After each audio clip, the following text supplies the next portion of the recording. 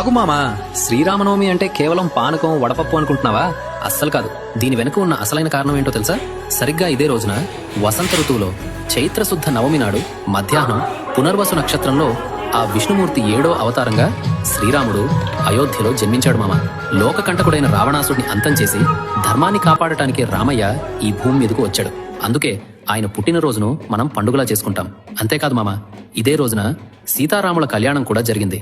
అందుకే రాముడిలాంటి కొడుకు, రాముడిలాంటి భర్త ఉండాలని కోరుకుంటూ ప్రతి ఏటా మనం ఈ వేడుకను భక్తి శ్రద్ధలతో జరుపుకుంటాం. రాజమకుటమే ఒసగెలే నవరత్న కాంతిని రాజనం, సూర్యవంశ సింహాసనం పులకించి చేసే అభివందనం, సామ్రాజ్య లక్ష్మియే పాద స్పర్శకి పరవశించిపోయే.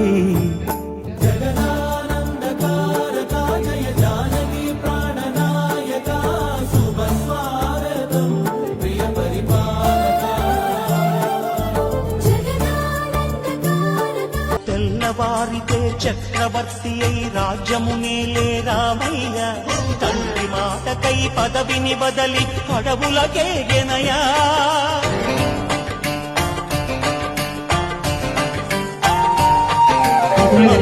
జనులను కావక వచ్చిన మహావిష్ణు అవతారమయ్య, ఆదిని రక్కసుడపహరించితే ఆక్రోశించనయా. అసురుని తెంచి అమ్మను తెచ్చి అగ్ని పరీక్ష విధించనయా. నా రాముని కష్టం లోకంలో ఎవరూ పడలేదయ్యా.